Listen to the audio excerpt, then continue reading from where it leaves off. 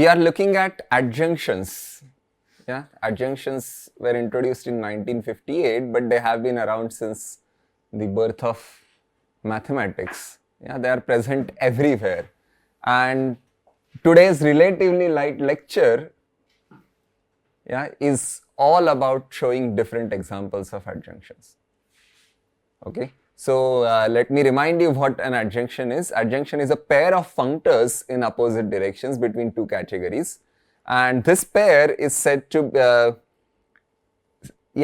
is said to form an adjoint pair of functors if for any choice of objects from either category, then there is a natural bijection between the appropriate home sets. Naturality as in these bijections are not arbitrary, they have to satisfy certain commutativity conditions, and that's why we are talking about them. So obviously you have to understand what naturality is, and it can be looked at in this particular fashion, but let's go past naturality and look at some interesting examples. That's our main goal. So let me label this one as the first example of an adjunction. So groups to sets, yeah, the forgetful functor is the right adjoint to the free functor, because what is a group homomorphism with a free group as the domain? It is a natural extension of a map on the generating set X. Yeah, so if you take any function from X to the underlying set of the group G, then you have a morphism from the corresponding free group to group G. Yeah, it naturally extends. So this free property itself gives you this thing. Now, I will say that you can replace GR by any algebraic category where the defining axioms are always of the form for all something something something for all x1 x2 xn, then inside some identity holds. Yeah, so algebraic category like abelian groups. Tell me what happens in the case of abelian groups. You still have a forgetful functor down to sets, but what is the free functor? Free abelian group on a given generator, which is simply direct sum of x many copies of z. Okay, then R mod for any ring, same thing you do, direct sum of x many copies of this. Then perhaps, what should I say?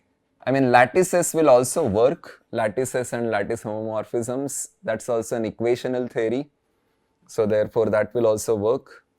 Rings will also work, and I will leave it as an exercise, not fields, but rings will work. And let's go to a second kind of example.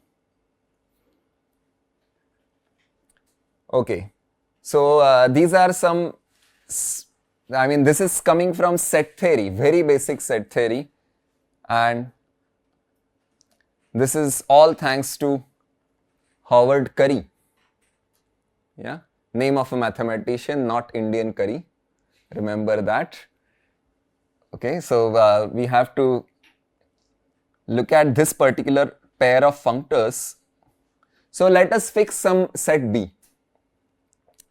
Then I am going to define two functors.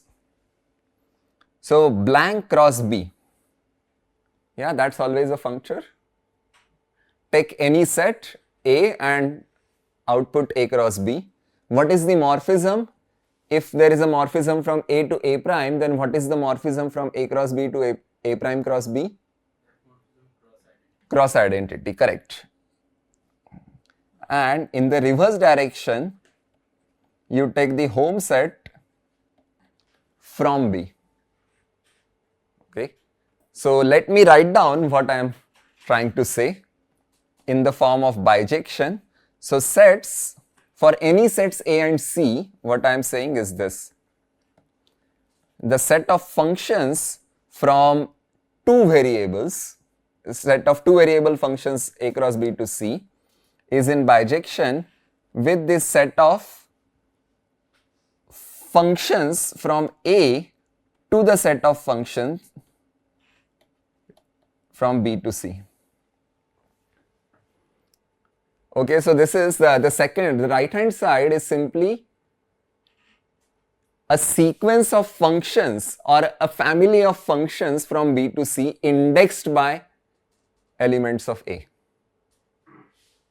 Yeah, so this is a standard currying-uncurrying bijection in set theory, and this is actually a special instance of an adjunction. Yeah, if you want me to write down what is happening, if you are given f from a cross b to c, I can write it down for you.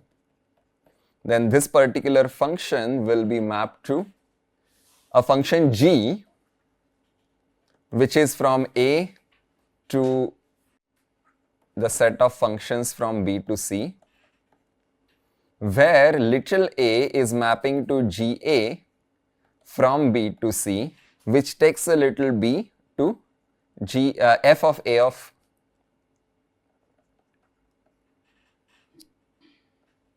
a comma b, and then this is a bijection. You can verify that this is indeed a bijection. It will take some time, but not hard. Okay, so this is currying and uncurrying, and it's commonly used in computer science as well, yeah, because it allows you to express two variable functions as a family of one variable functions, and computers only like to talk about one variable at a time. Okay, so let's go ahead and look at some more interesting examples. For example, we can, I can also talk about top two sets. That's a fundamental example. Yeah, the thing is always U, forgetful functor from U to sets, from top two sets. And does it have a left adjoint? Or does it have a right adjoint? I'll give you 1 minute to think about it.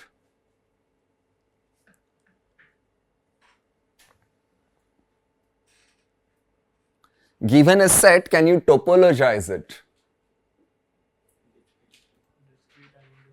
Discrete and indiscrete topology. So which one will work?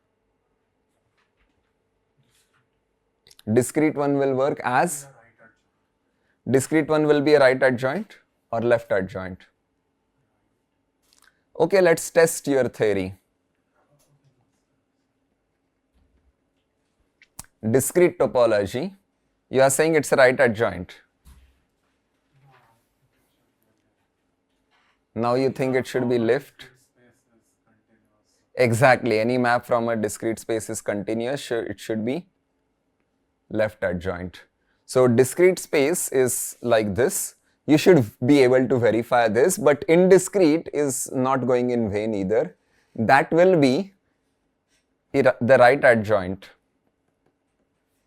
of this forgetful functor. So this particular functor has both left and right adjoints. Yeah, very interesting. So, I mean, what's happening here is I'm writing this chain.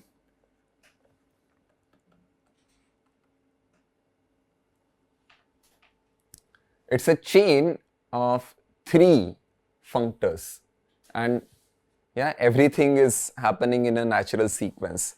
I'll give you one more similar kind of example. The question is, how many such functors can you write down in a sequence? Normally we have just 2, but now you found something which has 3, sequence of 3 functors. Yeah, 2 going this way and 1 coming back this way. Okay, now how can we extend this? Well, let's talk about this. Cat and sets. Do you remember what cat is? Small categories. Small categories. So, can I go from categories to small category to sets? Collection of objects. So, very good. So, I will call it ob. Okay. Does it have a left adjoint?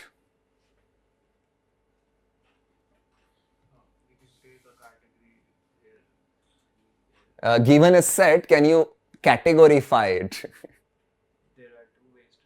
There are two ways to do it. Okay, tell me, what is the first way? One is like Every home AB is a singleton set, correct? And that's a pre-order. Yeah. So that one I will write as I. Yeah, so I is the maximal pre-order.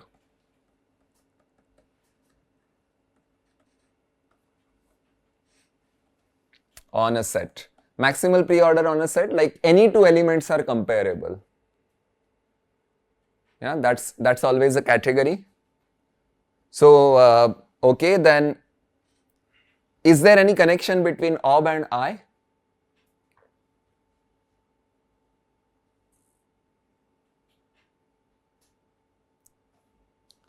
If I'm given, yeah, so we always have to try in both senses, yeah. So from objects of a category C to a set X, yeah, this is the home in which category? Sets, correct. And on the other hand, you have the collection of functors from C to IX.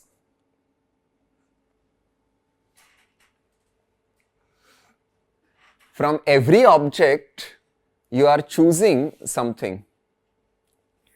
For every object, you are assigning some element of the set X. Will that be a functor from C to IX?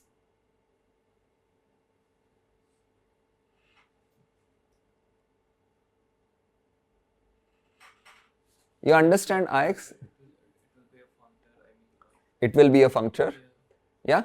Because you just have to, exactly, home AB is always non-empty, so therefore you can map all morphisms to that unique morphism. So there is no choice involved either. Yeah, so you can always extend this, and can you go back as well from given a functor from C to IX? Is it literally just a set function from the collection of objects to X?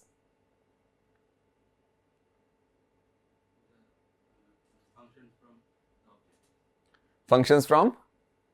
Because for functor we have object oriented functions and right. Morphisms. So I will take only the object. Morphisms are irrelevant. Yeah, you always map them anyway. So therefore, indeed, there is a bijection, and therefore, I is actually a right adjoint to the op functor. But just like the topology case, yeah, the story doesn't end here. You can always treat a set as a discrete category, small discrete category, right? You just declare the elements as objects and identity morphisms. So therefore, we also have a further morphism over here, which we are calling D. Yeah, D is the discrete category functor on that object. And yeah, it's not too hard to see that this is actually a left adjoint to the object functor. Because what's happening? Well, maybe I should write it if just to make sure you understand this. So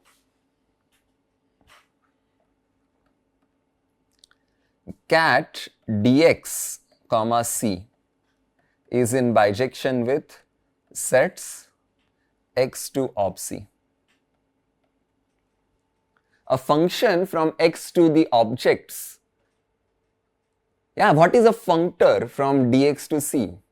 Well, it's just an object-to-object assignment. You don't need to think about morphisms because identities always go to identities and identities are the only morphisms.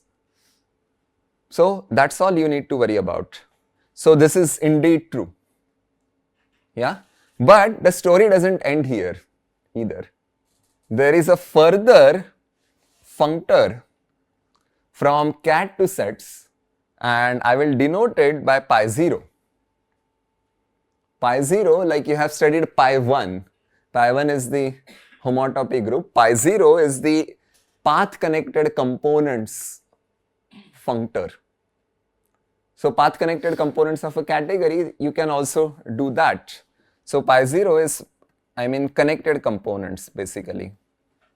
And how do you obtain the connected components? If you remember, we underlying graph and then take the connected components, but there is also a categorical way of doing that. If you remember, we described congruences. So this is the maximal congruence. You quotient out by the maximal congruence. Yeah, what you do, like whenever F is a morphism, then identify domain F and codomain F. That will collapse everything to one object. So therefore it's just the set of connected components.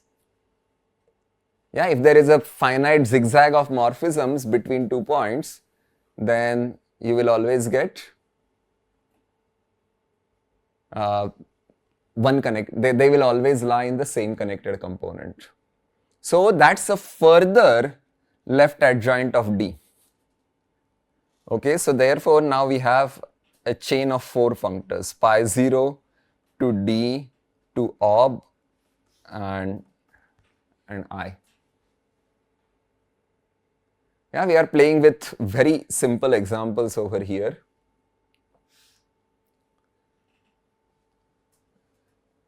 Okay. Then we can also do some more standard examples, let's say from algebra. And in algebra you might have heard of home-tensor adjunctions if you have studied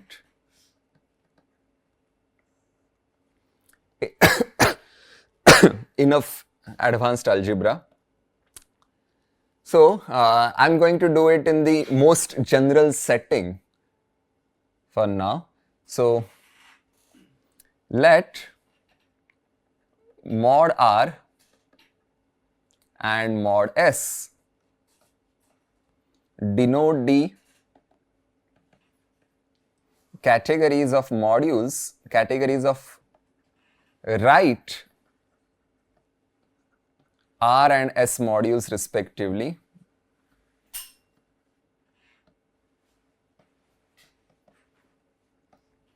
Okay, and let NRS be an RS bimodule.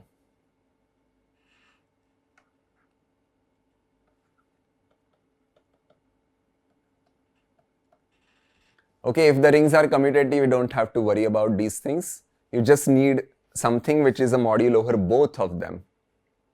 Then what will happen?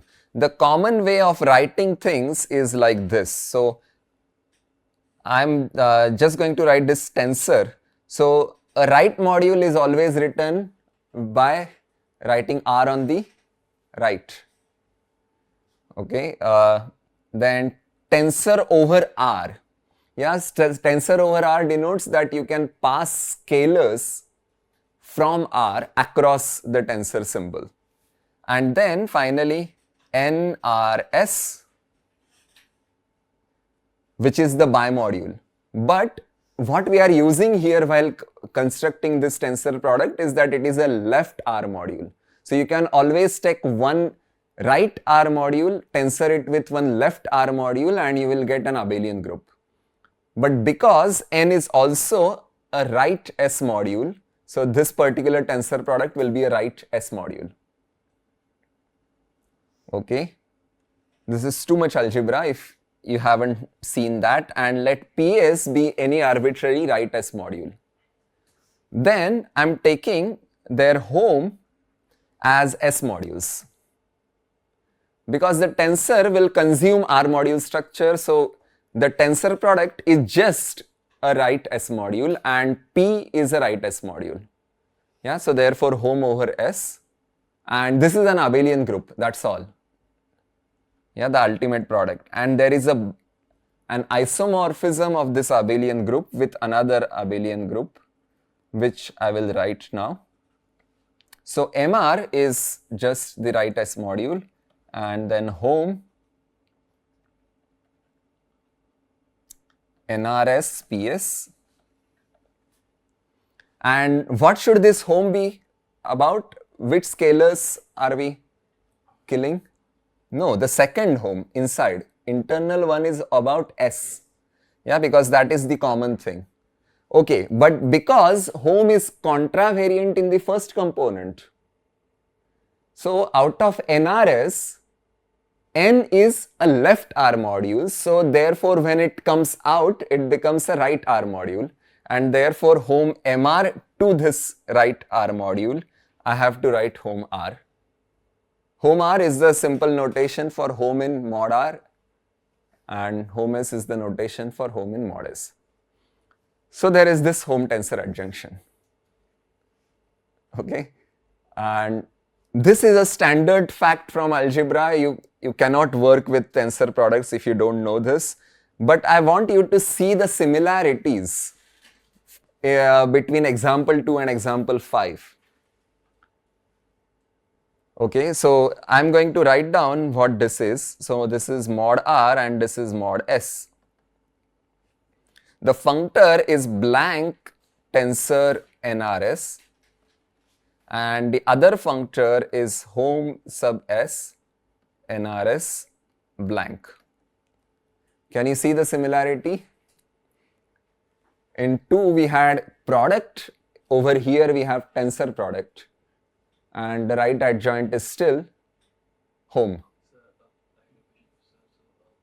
Home of R and S, Uh-huh. PS is a left R module. No, home N comma P is a right R module because home is contravariant. So because N is a left R module and it's in the first component, it becomes a right module. You have to write those things down, otherwise yeah, it can become confusing.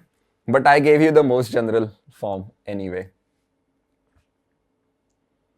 Yeah, so it's very similar to what this is. And I mean, what is a morphism? Module homomorphism from a tensor product to another module. It's always a bilinear map. So it's like a 2 variable function which behaves nicely. So that way also you can compare. Yeah, A cross B to C and M tensor N to P. Any questions? Okay, then let's proceed. Now I'll give you an example which is more category theoretic in flavor, but it has some components from usual mathematics. So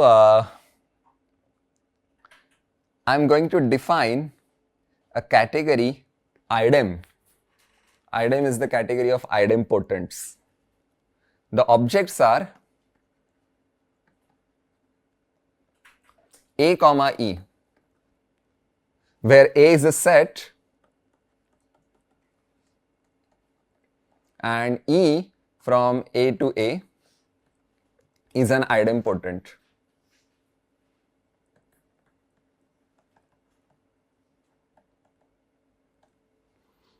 Okay. Then what are morphisms? A to E to B to D.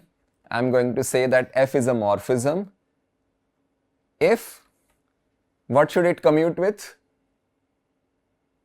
The idempotents. Idempotent, you understand? What is its, yeah, that means E square is equal to E. Okay, so A comma E to B comma D, a morphism is simply a set function which satisfies certain properties. And what are those properties? df should be equal to fe. Yeah, so any set function which satisfies these two properties, this property is a morphism in this category. Now, from the category of idempotents to the category of sets, obviously we have some functor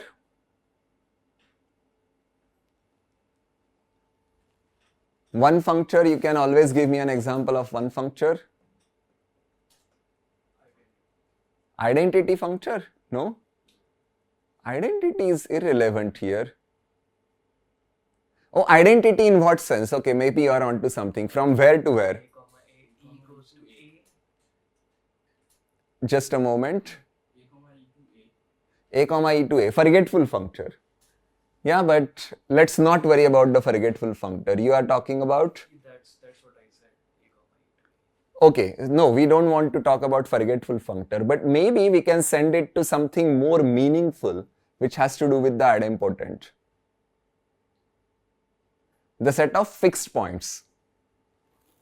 Okay, so the set of fixed points is a functor from idem to sets, and that's, let's call it G. Yeah, so G of a comma e we are defining to be the set of all those a's in A such that EA is equal to A. The things which are fixed. And in the reverse direction, given any set, do you know any idempotent on it? Identity. Very good. So therefore, huh? Any transposition. What is a transposition on a set? I mean, for any x1, x2, we just flip x1, x2. It's an involution, right? No, but transposition is not even defined on a set.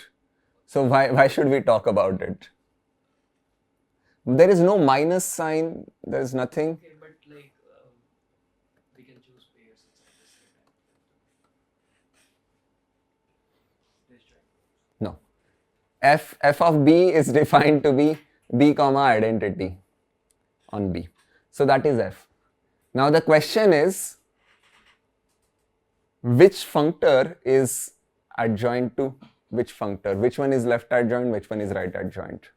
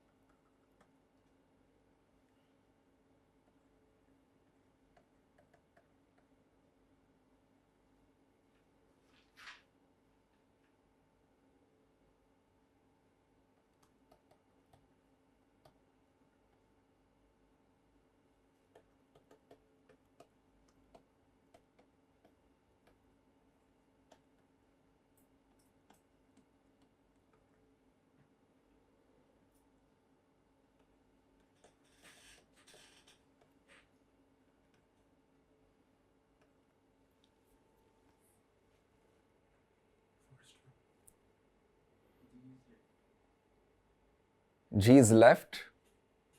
Okay, now Suyash is saying G is right and Debajyoti is saying D is left. Which one is correct? The answer is both. Okay, so this is an example where F is a left adjoint of G and F is a right adjoint for G. Both are true.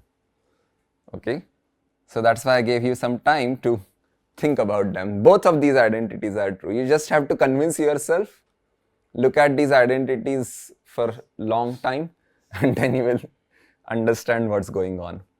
For example, a function from b comma 1b to a comma e, a morphism from b comma 1b to a comma e, what is it? It's any function from b to a such that e composed with that function is itself. But that means it has to land inside the fixed point set. Yeah, so that's all. Yeah, so you don't have to, I mean, it's basically the image. Yeah, EA is equal to A means it's the image of the function. Right, so therefore both of them are true. So there are lots of such questions which you can ask and answer. It's very fun to play around with these ideas. Okay, now obviously if you remember, we have also done this closed set and power set, or open set and power set, and that there also we looked at some examples. Now I'm going to give you something else to work with. Now this is slightly different, okay? So suppose A and B are sets and R is a relation between A and B. This is the data that is given, and define L from the power set of B to power set of A by L of B prime equal to all those A's in A, such that for all B in B prime,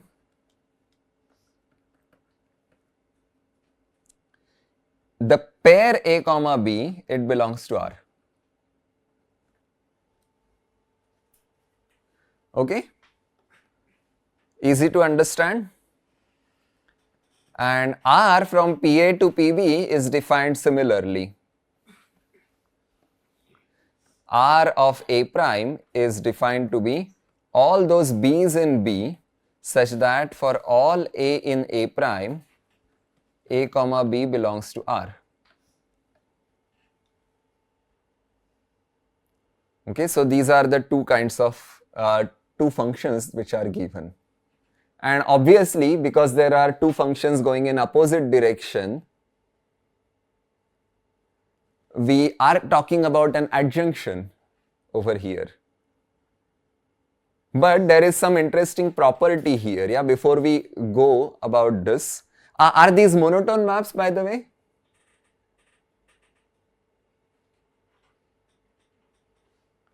Like if I increase B prime to B double prime, if B prime is a subset of B double prime, then will it be true that LB prime is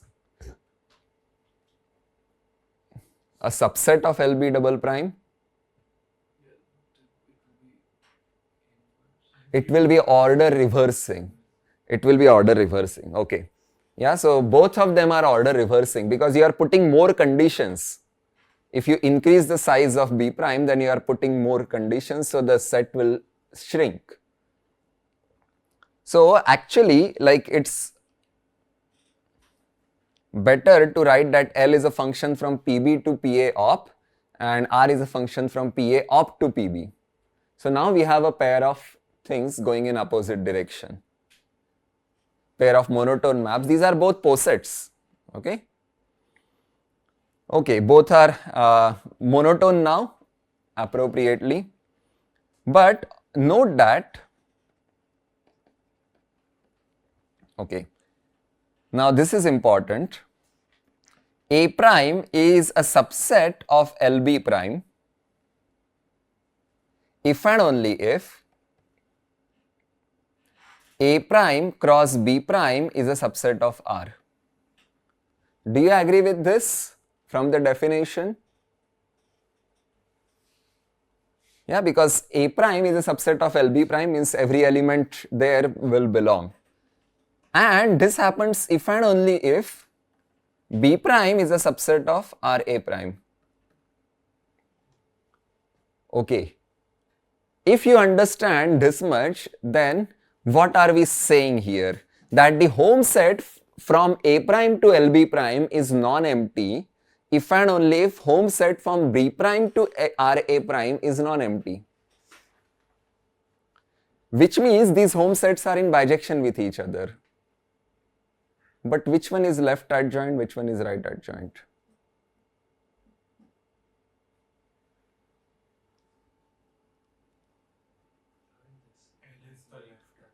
This is symmetric. Everything is symmetric. So therefore, yeah, so I mean, I will write it as something, but it depends on where you put the op. Yeah, it's your choice. So therefore,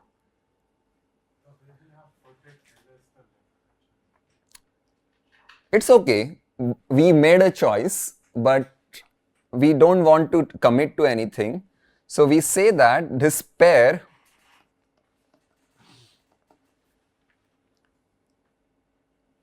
of contravariant functors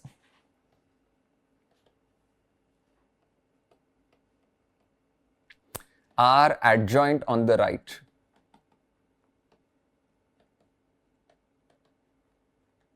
Both of them appear on the right, so we say that they are adjoint on the right. In fact, in common language, yeah, in common mathematics,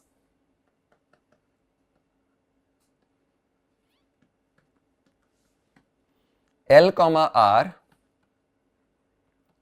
is known as, anybody? As an antitone Galois connection. In practice, if you want to understand the standard Galois theory, in Galois theory, A is some set of fields and B is some set of automorphism groups.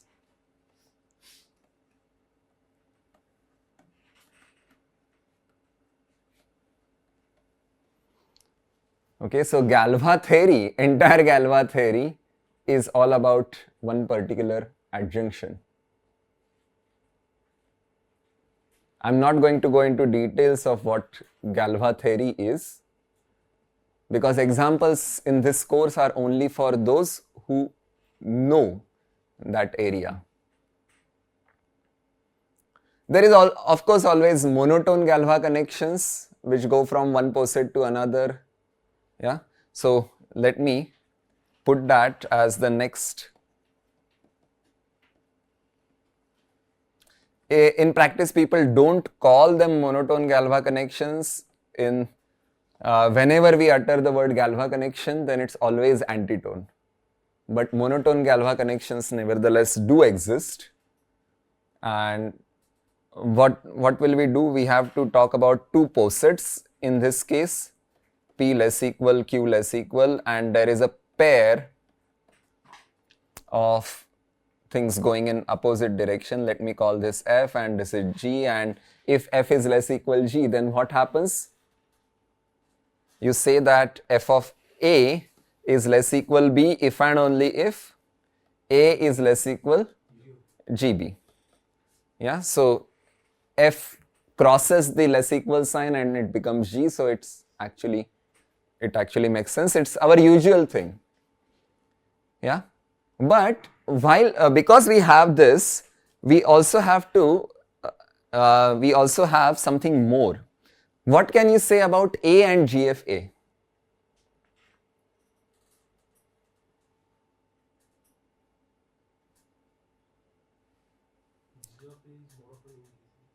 GF is monotone increasing. That's not the right language. GF is monotone increasing because G and F are both monotone maps. Yes. A less equal GF of A. Okay. Correct. And why is that true?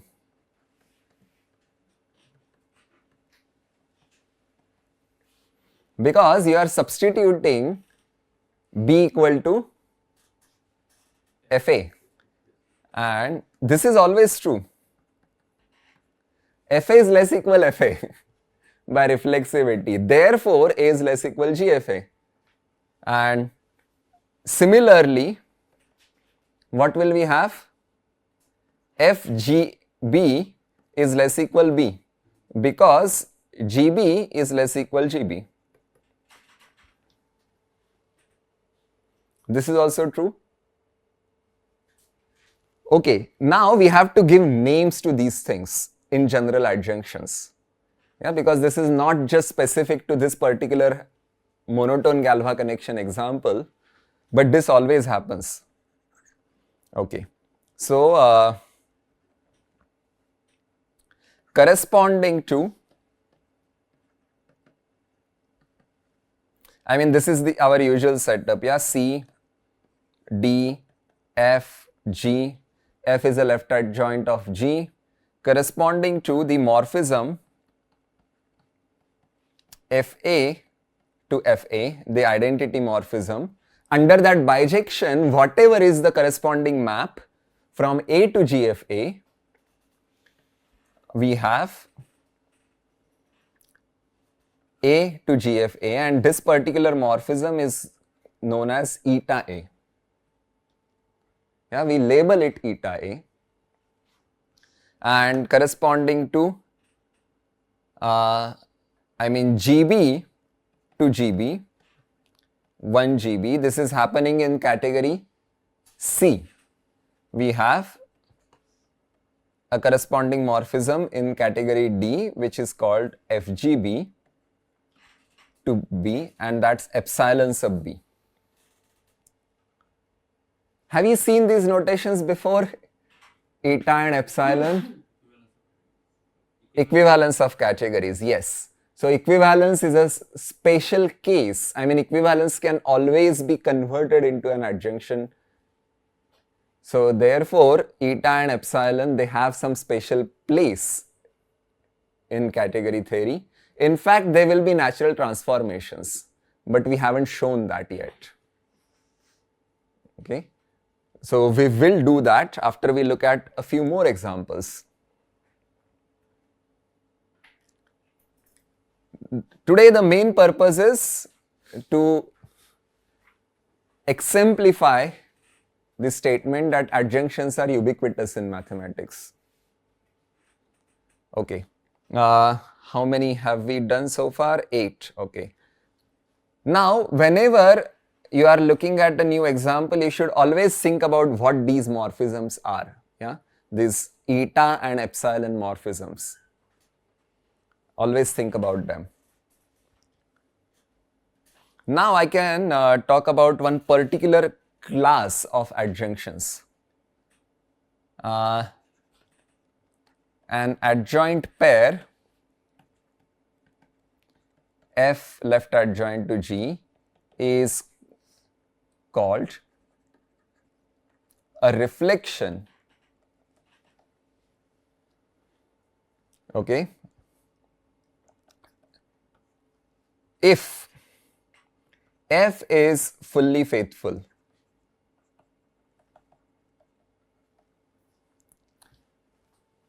so you remember the characterization of equivalence of categories? One functor is part of an equivalence of categories if and only if it is fully faithful and essentially surjective. We are dropping essential surjectivity. We are just saying, oh sorry, I'm doing it wrong. If G is fully faithful, yeah, the right adjoint is fully faithful.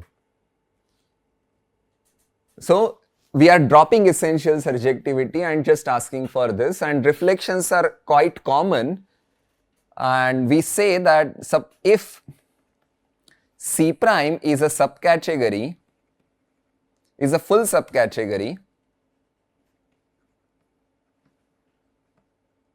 of C, and the inclusion and I from C prime to C has a left adjoint, then we say that C prime is a reflective subcategory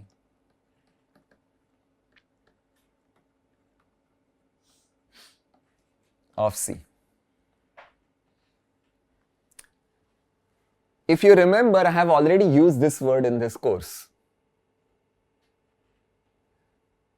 The Posetel reflection of a preorder reflection of a small category.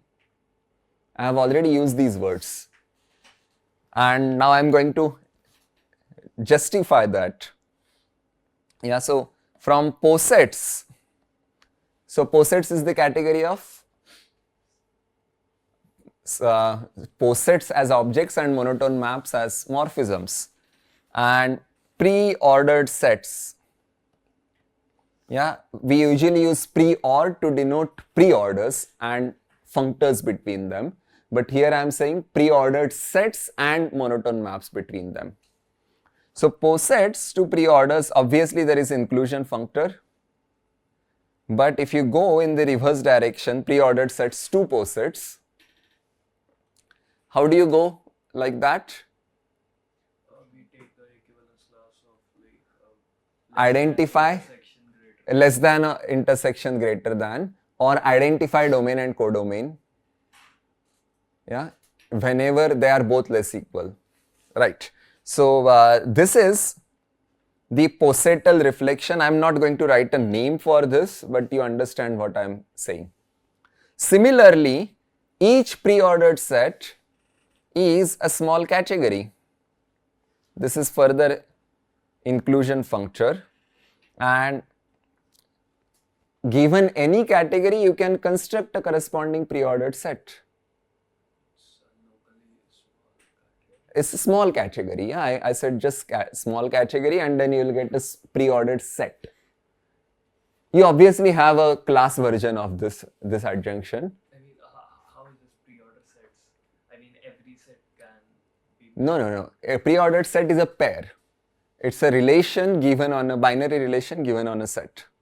Oh, so we have fixed a set. Yeah, we are fixing a set, and we are not fixing a set. An object of this category is a set, comma, a binary relation, which is a transitive and reflexive relation. Yeah, but for every set you will get an object in the pre-order sets. Yes, but that's not relevant because we are never talking about the category of sets here. This is not a small category, that's what I'm saying. Cat is the category of small categories. So therefore, where will you send it? I'm asking for this particular question mark. Given a small category, how will you construct a pre-ordered set? Put a morphism from A to B if Home AB is non-empty. Yes, if home AB is non-empty, then just have one morphism, otherwise don't have any morphism. So whether home AB is non-empty or not, that's the condition for declaring less equal. Yeah, because of composition and identity, this relation is transitive and reflexive correspondingly, and then this whole diagram is proper. Yeah, it is functorial. Whatever we said is functorial construction. Okay, similarly, maybe we should look at a more common example.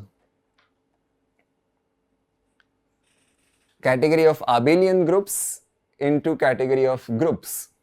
Yeah, we said that this inclusion functor has to do with a property. We are asking for one more property, and can we enforce that property to go in the reverse direction? Quotient out by the commutator subgroup. So that's called the abelianization. I'm just going to write it as blank to the power ab, and that's a left adjoint. Okay, so this is also working fine. And I mean, what is it saying? Yeah, we are saying that given any group G and an abelian group A, a morphism from G to A factors through its abelianization in a unique way. Yes, that's what we are saying here. Maybe I should write this down. Yeah, that a group homomorphism from G to IA is in bijection with a group homomorphism from its abelianization to A. I mean, normally we would write something like this. From G to G up, there is obviously a. So for all there exists, and there exists a unique. This is our bijection, yeah? From from G to A, whenever we have F, then there exists a unique F tilde from G ab to A. And this F to F tilde mapping is our natural bijection. From F tilde you can always come back to F by simply taking composition with the quotient map. So this is an example of a reflection. In fact, AB is a reflective subcategory of the category of groups. Okay, then let's look at some examples from topology. Do you remember this K house? Category of compact Hausdorff spaces. Okay. A category of compact Hausdorff spaces embedded inside the category of all topological spaces. That's an inclusion functor. This inclusion functor has a left adjoint, which is denoted beta. Okay. But the name is stone check compactification.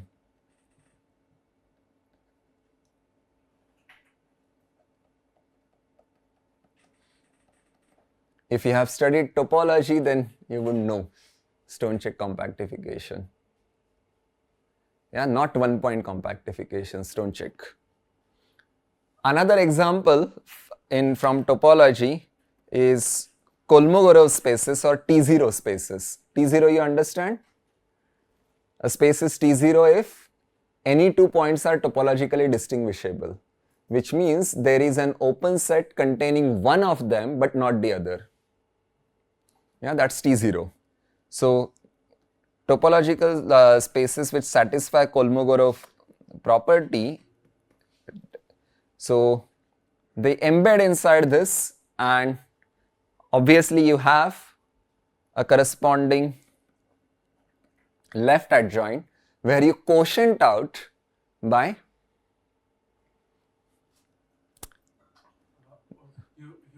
you identify topologically indistinguishable points. Yeah, that's the equivalence relation. So that's the functor. Yeah, I don't have any name, but you can force it to be T0. Yeah, maybe I will call it T0 quotient. But observe here, yeah, in all these examples, what we are doing is we are taking a quotient. Yeah, the inclusion functor is going in one direction, and then we are quotienting out by the unwanted part to keep the interesting part. Okay, let's look at one more example, because we don't category theory and analysis, they don't really go well with each other. So what are Banach spaces? Norm linear spaces which are complete with respect to them, and norm spaces over here, yeah, with bounded linear maps, bounded linear maps. Yeah, so norm linear spaces with bounded linear maps as the category, and take its full subcategory of Banach spaces. Then this is also an inclusion functor. And over here, what can you associate to it? Completion, correct. So by this analogy, actually, norm completion is also some kind of quotient. You construct something big and then quotient. Okay, so there are so many examples, yeah, coming from different areas. They are all reflective subcategories. But obviously, when you define a concept and it's in category theory, you don't stop there. You obviously need to have a dual version that will be called a co-reflective subcategory. Co-reflections, I'm just not going to define them, you know what it is, but I'll give you some examples. So torsion abelian groups. they embed inside abelian groups. But in the reverse direction, given any abelian group, you can always take its torsion subgroup. And because we are not talking about a quotient here and we are talking about a sub-object, so we will have that inclusion functor has a right adjoint and not a left one. Yeah, so what we are saying is this. So inclusion of any torsion abelian group, I'm just going to call it B. Yeah, IB to any abelian group A is actually in bijection with, I mean this is happening inside category of groups itself, and this is also in category of groups B to, sorry, abelian groups, not groups, because the morphisms are not any different. Under any group homomorphism, an element which is a torsion element must map to a torsion element, and that's precisely what we are saying here.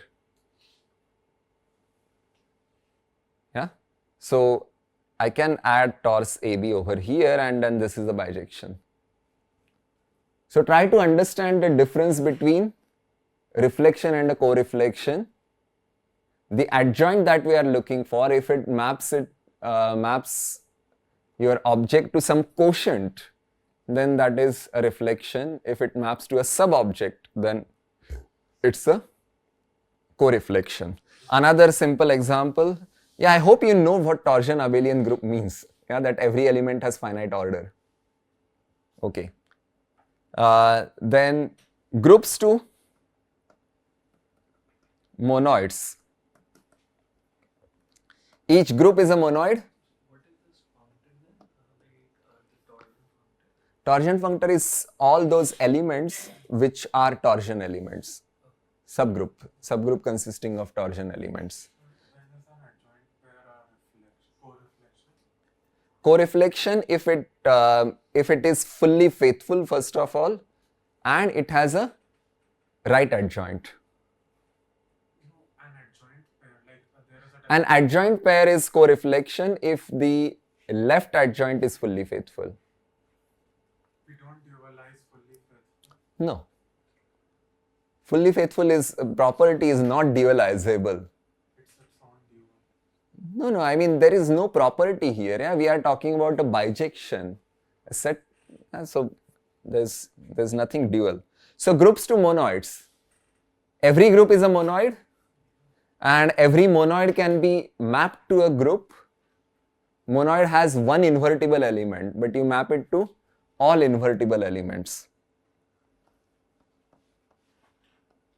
So that's the group of units. Yeah, so that's a co-reflection again. Similarly, I mean one more example, divisible abelian groups, if you know what they are, that every element is divisible, you can divide it by any positive number. So for example, 2 is not divisible in the group of integers, because 2 you can't divide by 2, 3. Yeah, then but rational numbers are divisible. Any number can be divided by any positive natural number. So divisible abelian groups and abelian groups, the same story, and you again have to map to all the divisible elements.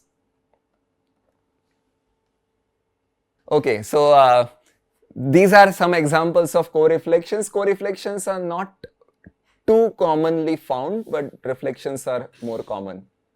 Somehow the co-things are not very common in nature, where nature refers to our usual mathematical world. Let me check if we have forgotten any standard examples. Well, we can like along the story of this Galois connections, yeah, we said something, yeah, this pair is contravariant functors adjoint to the right. Yeah, you understand that? Adjoint to the right. Yeah, nothing is happening on the left, everything is happening on the right. So that same thing we will write. So if you remember from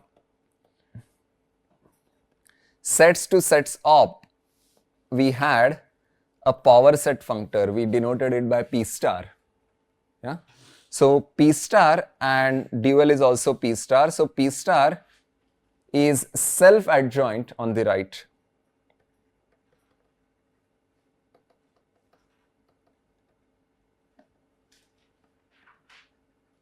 Because what you have to see is any morphism from A to PB is ultimately has to do with some subset of A cross B. I'll ask you to figure out which subset, like fill in this blank, if and only if, fill in this blank, and I can swap A and B, and if and only if there is a morphism from B to PA, same way. So therefore, I mean, when I'm saying P, but I mean P star, yeah, because it's contravariant. So maybe I should say P star, P star, P star. So it's self-adjoint on the right. Yeah, please try to. We should name those two functions differently, right? Sets to sets op and sets op to sets. No, they are sets to sets op and sets op to sets. It's always the same thing. When you have a contravariant functor from C to D, then you can either write it as functor from C to D op or C op to D. Anyone is okay. Okay, any questions about all these examples? Are you convinced that adjunctions are ubiquitous? I'm talking about them for 1 hour. Yes? All these reflections, we have that the left, which category we are talking about, that is a full subcategory. That's always a full subcategory, yes. For all full subcategory, do we? No. See, you are again asking the question whether an adjoint exists, whether the left adjoint exists or right adjoint exists. We are going to answer this question in one of the most important theorems in our course. It's called adjoint functor theorem. There will be 3 different versions, and if certain properties are satisfied, especially if a functor preserves all limits, then it will have a left adjoint. If a functor preserves all co-limits, then it will have a right adjoint, and there will also be the some versions of that condition. Yeah, that's our ultimate goal. Yeah, because we have already seen what limits are. And we will also prove that if a functor has a left adjoint, then it preserves all limits and dually. But now we are talking about existence, yeah, existence of this adjoint, left adjoint, right adjoint. Can it happen that a given functor has got 2 different left adjoints? The answer is yes. No, we never saw an example where it has two different left adjoints. The answer is yes, that it can have 2 different left adjoints, but they have to be isomorphic to each other, naturally isomorphic to each other. So with a unique isomorphism. And whenever there is involvement of some natural isomorphism and uniqueness up to unique isomorphism, then what is involved? Universal properties. And universal properties, they how did we define all limits? Limits are universal objects in certain categories. Which categories? The arrow category. Yeah, so we are going to use the same thing over here as well. Yeah, so this is our theorem.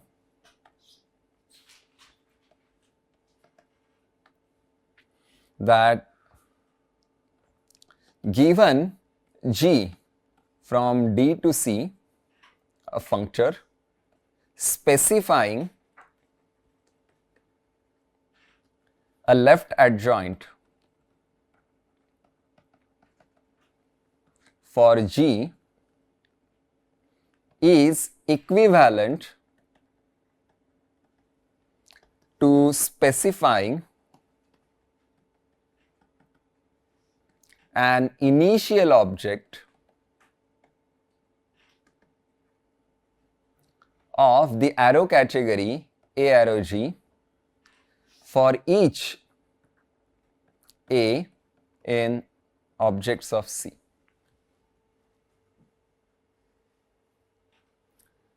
So arrow categories will always show up. Yeah, here we are talking about the initial object version. Dually, what will be the statement? That given a functor f from C to D specifying a right adjoint is equivalent to specifying a terminal object of the other arrow category. Yeah, figure out which one. Yeah, state this theorem in the dual form. Okay, so we have to prove two different things. It's not very hard, but as soon as we talk about arrow categories, the notations become a bit complicated. Yeah, so given f as a left adjoint to G, we are going to claim that FA is definitely an object of category D. Yes, we need an object of category D together with GFA is an object of category C. That's what we want. I'm going to claim that FA comma eta A is an initial object of this arrow category. Okay, just to quickly remind you, what is the arrow category?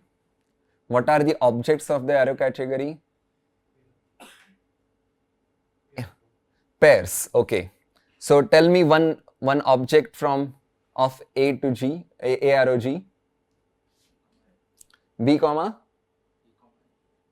A comma F. No.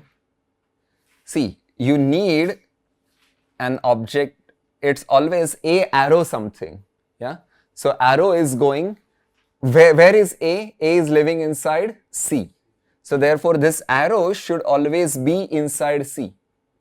But it's going to another object in. For arrow category, we have to take a object from the right. From, yes, correct. From the other thing. So it should always be GB. Right? So this is just a reminder. So this object is called B comma F. Yeah? Object is B comma F, but F is a morphism from A to GB. That's the underlying meaning. Okay. So, I mean, this is just an aside. Yeah? Don't worry about this. Let's come back to the main proof. So, do you, when I say FA comma eta A is an initial object, I first need to make sure it's an object. It is indeed an object, yeah, because eta A is a morphism from A to GFA. Yeah, let me scroll things up for you. Yeah, A to GFA. So that is indeed correct. So this is an object. Now note that, okay, now this is hypothetical. This diagram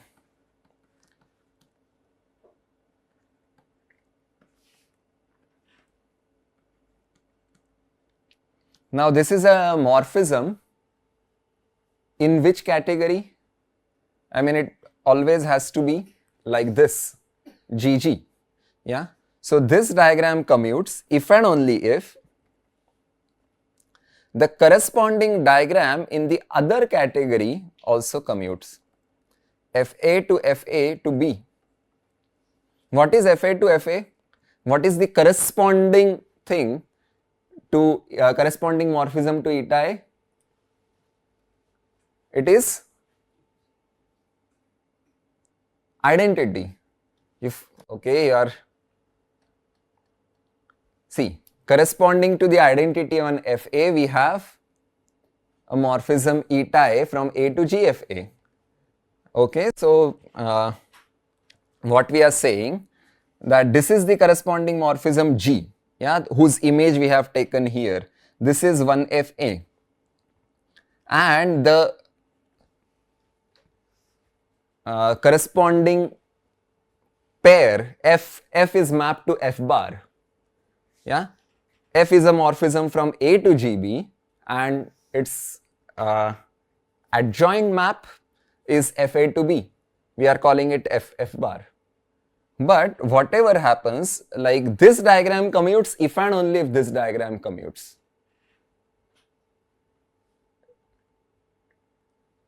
Do you see that?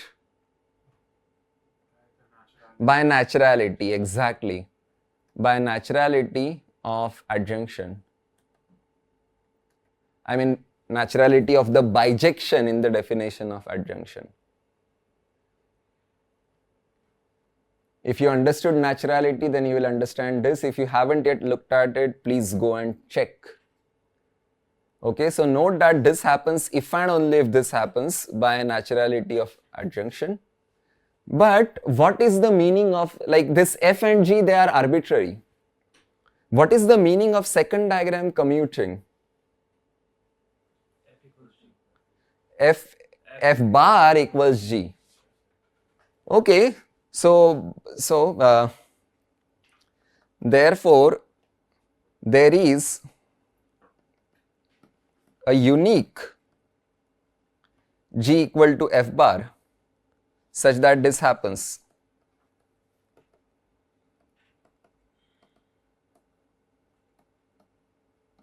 And therefore FA comma eta A is initial.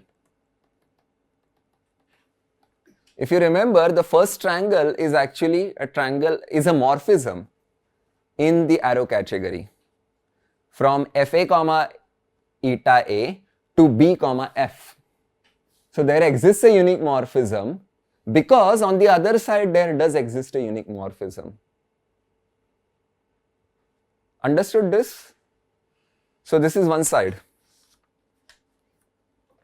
Okay. Rohan? Thinking. Conversely,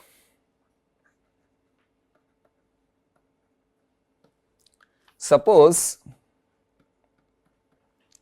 we are given an initial object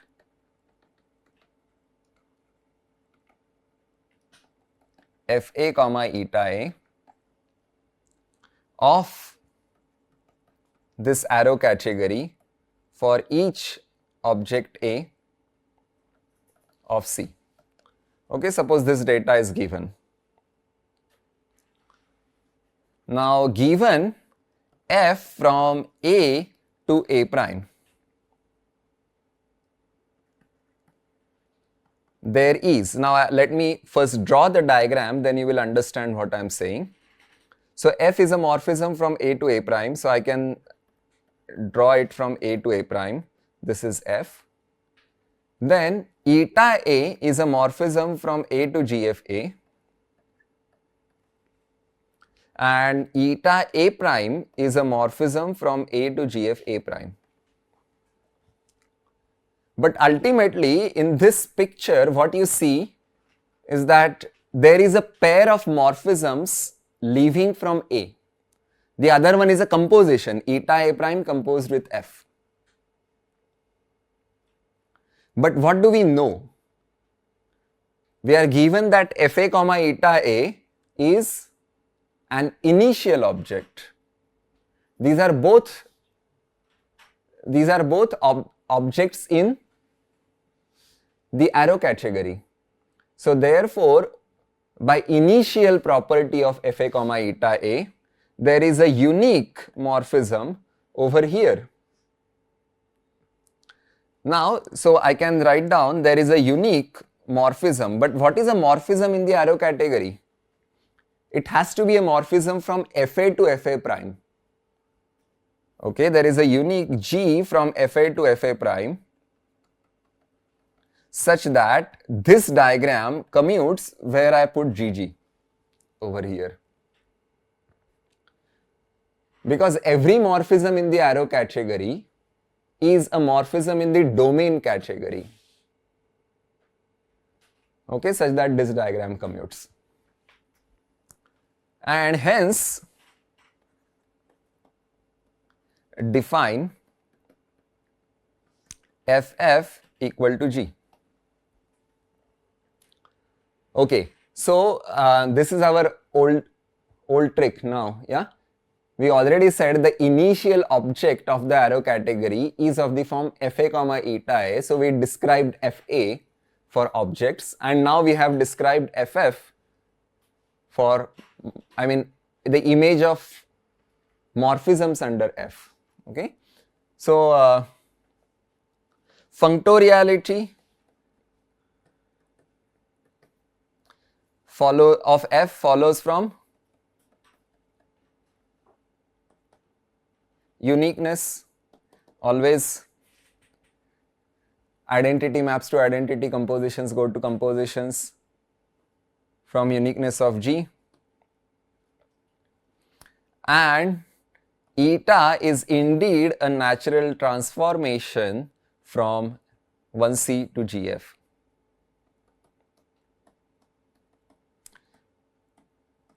Because all these diagrams do commute. So eta is a natural transformation, contributing to the naturality of the bijection.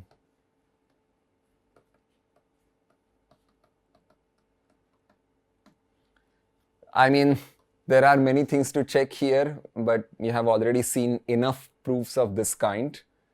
So I think you are convinced.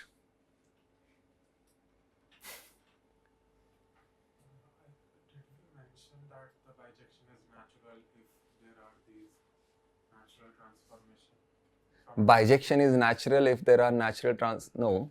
If they behave nicely with respect to the categorical structure. Yeah, but how this contributes to the naturality of bijection? Maybe we have. You just have to check. I have shown you how naturality is defined in two different ways. Let me scroll up if you are unsure. Let me scroll up over here. Naturality in B I showed you via this method. Similarly, there is naturality in A. So you just have to use naturality over here. Can we say that F and G are adjoint if there are natural transformation eta and epsilon with eta from 1C to G? Yes, but that's a different theorem. This is still preliminary. Yes, but they will have to satisfy certain identities known as triangular identities. We'll do that next time. Yes, so now what happens that given f from A to GB in C, there exists a unique G from FA to B such that this particular triangle commutes. Because we are working in the arrow category, everything becomes easy. Right? And this is a bijection. And this association F to G is a bijection from F is a morphism from A to GB, so C A GB to D FAB. Okay, naturality in B is immediate from the definition. Yeah, that's how we have done it. And naturality in A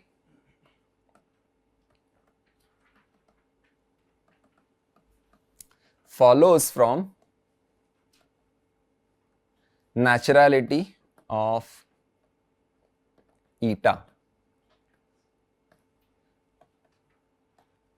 So the earlier naturality, eta contributing to the naturality of the bijection, like this uniqueness will contribute to the naturality of the bijection required in eta, the components of eta, and here naturality of this bijection F mapping to G in A component, it follows from naturality of eta.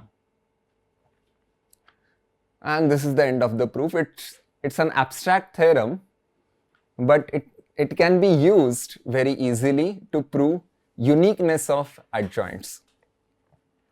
Like left adjoint is unique up to a unique isomorphism. Because everything is about initial objects and initial objects are unique up to unique isomorphism. So let's stop here for today.